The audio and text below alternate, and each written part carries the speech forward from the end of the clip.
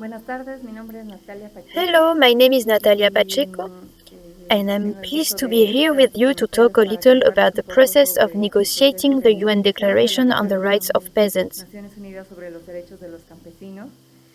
I had the opportunity to take part in this process as a diplomatic delegate for Bolivia's mission to the United Nations in Geneva, where from 2016 to 2018 I was responsible for assisting my ambassadors and chargés d'affaires in the negotiation of the declaration.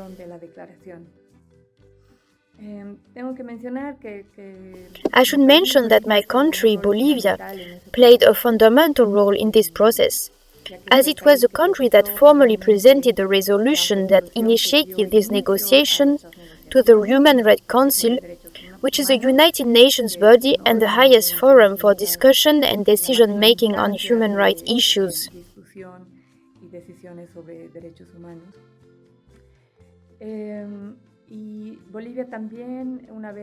Following the adoption of this resolution, an intergovernmental working group was set up to draft the declaration. This group held 5 official negotiation sessions. Bolivia held the presidency of this intergovernmental group for 6 years, and in this capacity, I was responsible for leading the negotiations on this instrument. This meant that Bolivia had to facilitate negotiations with the aim of reaching agreement between the various countries, but also with very important participation of other actors, in particular the peasant movement. Agreement was therefore needed to enable the adoption of this instrument, not only by the Human Rights Council, but subsequently also by the General Assembly. I have to say that this was a very special process, a truly historic process, very important because it's not every day that declarations are adopted in the Human Rights Council. And even more so, it's a very special declaration because it recognizes rights that this body had not previously recognized, for a group that had not previously been recognized by this forum, the peasants. It was therefore a historic process. Not an easy one and marked by many challenges. It was not an easy process. The beginnings were difficult because some countries did not recognize the need for a declaration on this issue. Many believed that the existing body of human rights was sufficient to protect peasants. But it became clear during the negotiations that this was not the case. Another challenge was to understand what we meant by peasants.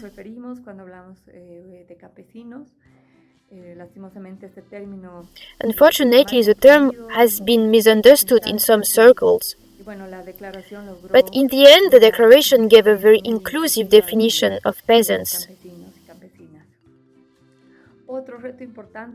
Another important challenge was to achieve recognition of indispensable and fundamental rights for peasants, rights that would in some way develop international human rights law.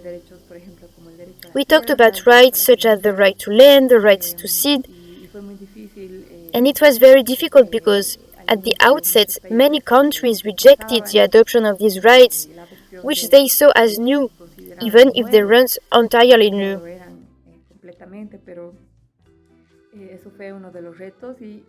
This was one of the challenges we had to overcome, and also to ensure that we took into account not only the individual nature of these rights, but also their collective nature.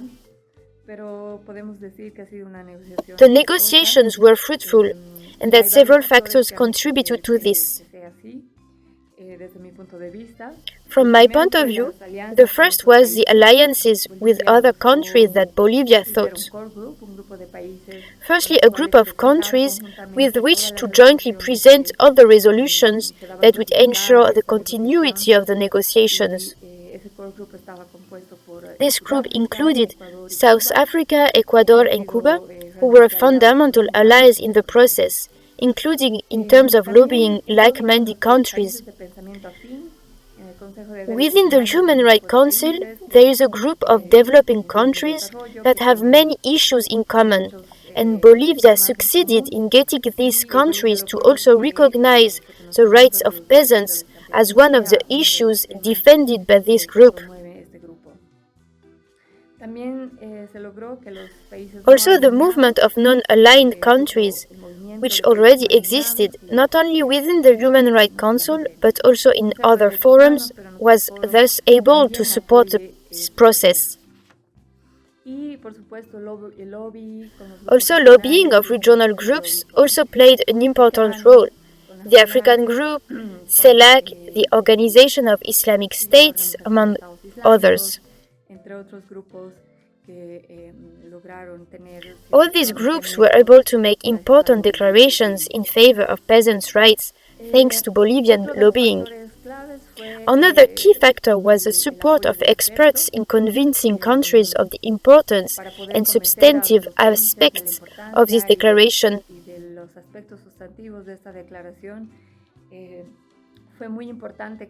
It was very important to experts, such as those on the Advisory Committee, a subsidiary body of the Human Rights Council, to state in a report that this declaration was really necessary.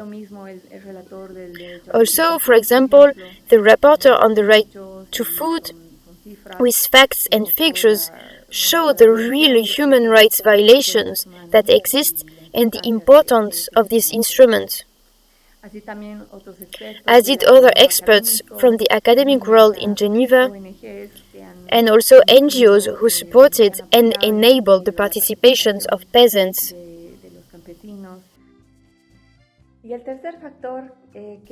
The third factor that was fundamental to the adoption of the declaration was the leadership and active participation of the peasant movements, which were able to unify in a single voice. Thanks to La Via Campesina and other groups that mobilized and managed to unify the voices of people from different walks of life, migrants, fishermen, women, indigenous people, and so on. So it was very important to have a common voice of the peasant movements, and it was fundamental to have them there in the sessions of the working group in the Human Rights Council, because that moved us a lot. And we had to listen to their testimonies, and I believe that this has been very useful to demonstrate that this instrument was not only a theoretical discussion, but really something that was going to change the lives of peasants in all the regions. This aspect was therefore fundamental and gave the process a great deal of legitimacy. And thanks to these three factors, the declaration was adopted in 2018, and we are very happy with the outcome. A large majority of countries have approved and have voted in favor.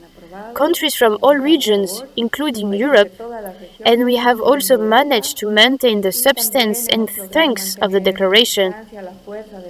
The rights that were being sought from the beginning, such as the right to land, the right to seeds, and not only individual but also collective rights, have been maintained. So I think it has been a very positive result. I hope that in the coming years we will continue with the same commitment for the implementation of the declaration in all the countries. It has been a real honor to be able to participate in this historic process. Thank you very much. Muchas gracias.